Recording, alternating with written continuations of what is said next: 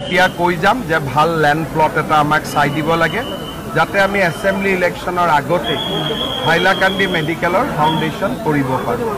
তাৰ উপৰিও Hailakandi district library অডিটৰিয়ামটো completely ভাঙি এটা নতুন এয়াৰ কণ্ডিশ্যন অডিটৰিয়াম বনাবৰ কাৰণে মই 20 কোটি টকা আজি এনাউন্স কৰিছোঁ।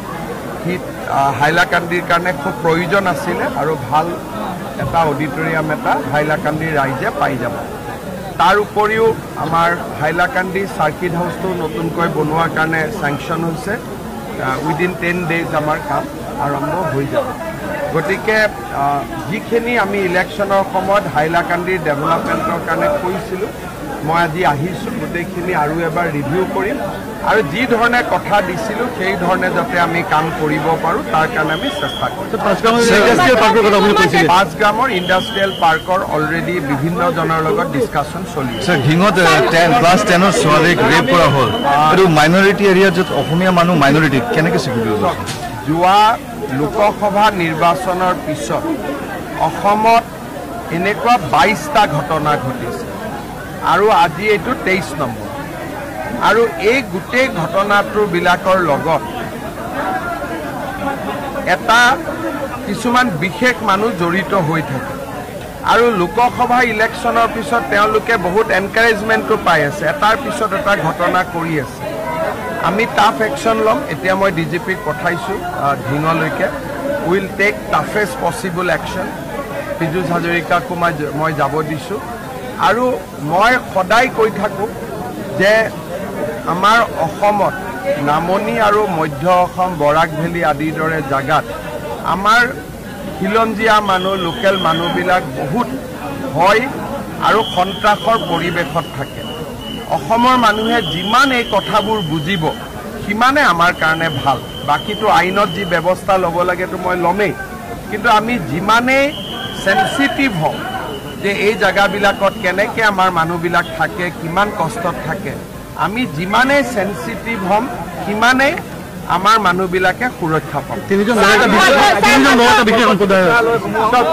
তিনিজন ল'ৰা কোন নাম, এজনকতো এৰেষ্ট কৰা হৈছে, বাকী দুজনৰ নামো আপোনালোকে পাই যাব। মটৰচাইকেল এখনত উঠি আহি আছিলে। কিন্তু ঢিঙত এইটো ঘটনা এইটো ফাৰ্ষ্ট নহয়, স্প্ৰে গেং হৈছে আৰু হৈয়ে থাকে।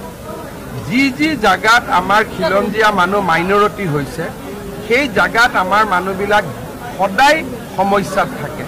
কিন্তু আনফৰ্চুনেটলি যিবিলাক জাগাত আমি মেজৰিটি তাৰ মানুহে এই মানুহখিনিৰ কথাটো অনুভৱ নকৰে। যেনেকৈ আজি অসমত কিবা এটা ঘটনা হ'লে অসমীয়া বঙালী কৰি দিব, কিন্তু কোনো বঙালী মানুহে ছোৱালীক ওপৰত হাত নিদিয়ে।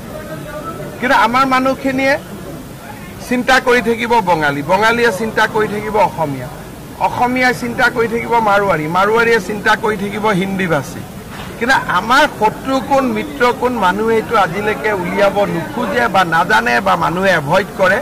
Date is the biggest irony. সেইটোৱে আজি আমাৰ আটাইতকৈ ডাঙৰ সমস্যা। চৰকাৰেতো পদক্ষেপ লৈয়ে আছে, চৰকাৰে পদক্ষেপ লৈ থাকিব, কিন্তু মানুহৰ ভিতৰত থকা যিটো জন্তু সেই জন্তুটোক চৰকাৰে কেনেকৈ আগত বুজি উঠিব সেইটোতো ঘটনাৰ পিছতহে চৰকাৰে গম পায়। মাত্ৰ কেইজন ডেটপাছ কেণ্ডিডেট অৱশিষ্ট আছে, তেওঁলোকে চাকৰি দিবৰ কাৰণে অনুৰোধ কৰিছে। তেনেকেতো নহয়, চাকৰিটো থ্ৰু ইণ্টাৰভিউ হ'ব আৰু ধুনীয়াকৈ হ'ব নহয়। 2017 আপুনি সকলোকে চাকৰি দিছিলে ডেটপাছত, যি দিলো সেইটো দিন হৈ গ'ল। এতিয়াতো চাকৰি অন মেৰিটত হ'ব। কেনেকে হ'ব? ACCFৰ মই চেয়াৰমেন। এইটো কোনে ক'লে? এইটো আকৌ কোনে উলিয়ালে?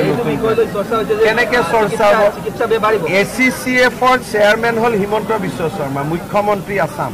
এইটো কেনেকে বেচৰকাৰী কেনেকে বাঢ়িব? এইটো চিকিৎসা বাই কমিবহে, এতিয়া কমিব।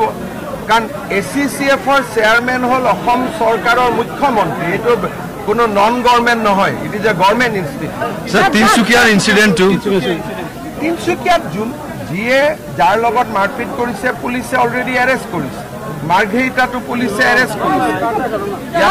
ইয়াতে বেলেগ কথা নাই। আমি যোনে য'ত গণ্ডগোল হ'ব তাতে পুলিচে একশ্যন। অসমীয়া মানুহ যে ষ্টেজত থাকিব তেহেঁতৰ চিকিউৰিটি বিহাৰী মানুহে গোট বান্ধি মাৰিছে। ইয়াত চব তেনেকুৱা অসমীয়া বঙালী বিহাৰী এই ডিছকাশ্যনটোৱে হ'ব নালাগে যোনে য'ত গণ্ডগোল কৰে তাৰ ওপৰত একশ্যন सर आपने कहा था कि मीटिंग में कि हैलाकंदी का 3 एमएलए कुछ काम नहीं किया तो किया नहीं किया तो आप ही लोग जानते हैं नहीं सर तो इसका जो फंड है ना गवर्नमेंट फंड है इसका तो यूटिलाइज नहीं हुआ होगा सर तो इसके लिए आप गवर्नमेंट क्या एक्शन अभी मैं मीटिंग का अंदर जो बोला वो मीटिंग का अंदर के लिए Sir, बाहर के लिए you're planning like in your regime, this development project came like this conductor from the Tata. So what is your plan for 2026 and after that?